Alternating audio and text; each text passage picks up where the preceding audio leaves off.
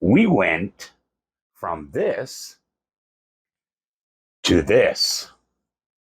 Today's video is going to show you how. Stay tuned. Hey everyone, I'm Felix. Welcome to the Roaming Gones. Here we talk about all things RV life.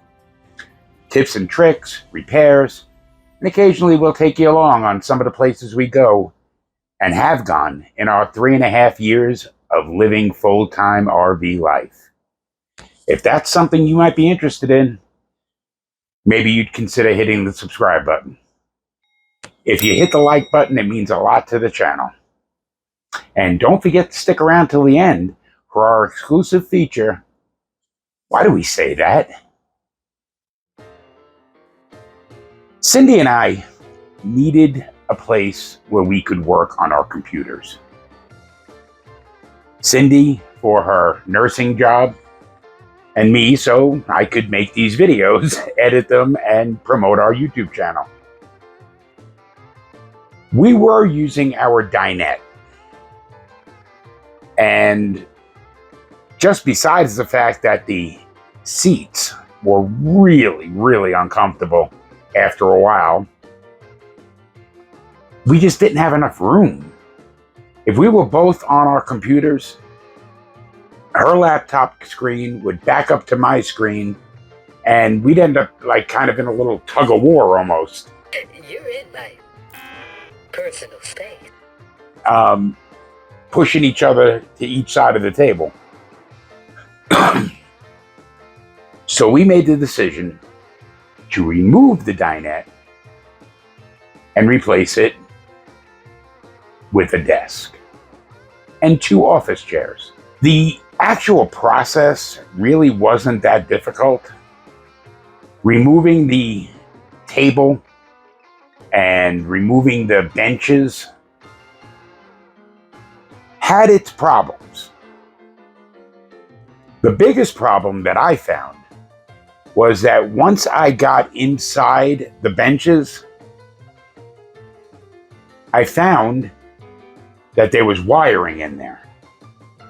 In a back section of one of the benches, and the other bench had a wire, a Romex wire that came up through the frame of the bench itself and didn't allow me to actually pull the bench out without having to disconnect that wire.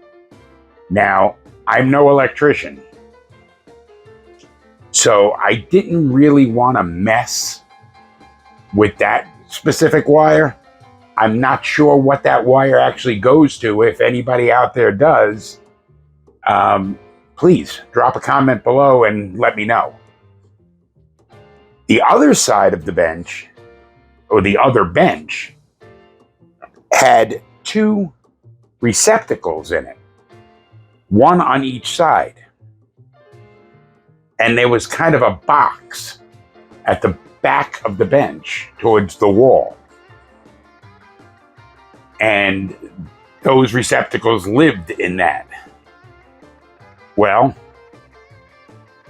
what I did, my solution for that, was to leave the box there and cut away the framing of the old benches. Remove all of that, and I know it doesn't look the greatest. You really can't see it. It's under the desk, but I do plan on making it look a little bit better. You know, cleaning it up a bit and maybe putting different sides on it. As for the wire that came up through the slide and through the frame, what I did was I just cut each side of the frame and lifted the bench out over it. So we've got a wire with a little piece of wood around it. You can't see it. It's not an eyesore or anything. Now, the other thing that we did was, as you could see in the video, the cat litter box was underneath the one bench. We got rid of that cat litter box and actually went to a box that we used to have in our sticks and bricks that was right next to my desk in that house. And I honestly have to say that I never, two cats, never smelled anything from this box. It's an automatic litter box that rakes the waste up into the one end of the box and then re-smooths out the litter, and you're all set. And that is what we have now under the desk. We're also using this desk for our meals, specifically dinner. We generally don't eat our breakfast or lunch at the table. We'll eat in our recliners or whatever. But I mean, it's worked out fine. We don't sit across from each other anymore. We now sit next to each other as we eat.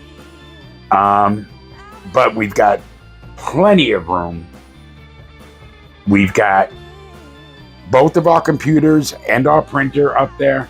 We've got a small shelf underneath the desk that we've got some cookbooks on and some notebooks that I use. It's really worked out well. It houses our router. It houses everything.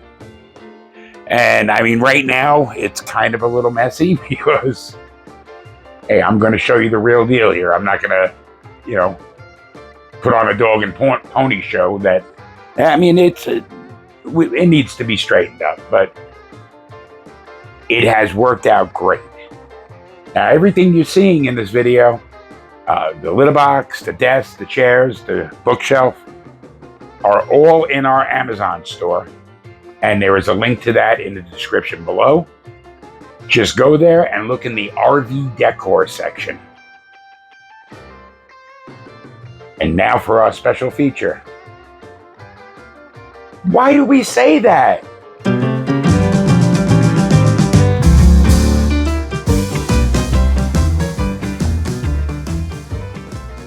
And this week, we're going to talk about break a leg.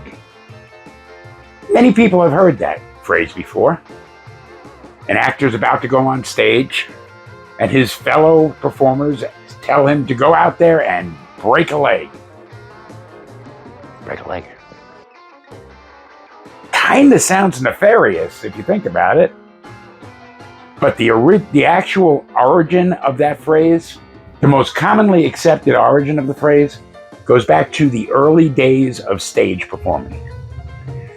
Back then, the actors who were waiting to go on stage to perform would form a line back of the stage, and that was referred to as the leg line. If you were behind that line, then you weren't going on, which meant that you also weren't getting paid. So, people would often wish that these actors could break the leg line, which meant that they were getting on stage, they were performing, and they were getting paid. So the phrase became, break a leg. That's all I got for this week. I hope you've enjoyed this video and seeing how we've set up our office. We've got some good stuff coming up for you. We've got some trips that we're about to go on. Actually, one in May, one in June, and one in July. So we'll be taking you along on those. And until next time, I'm Felix. This is the Roaming Gomes. And I hope that we can help to bring you less worry and more wonder.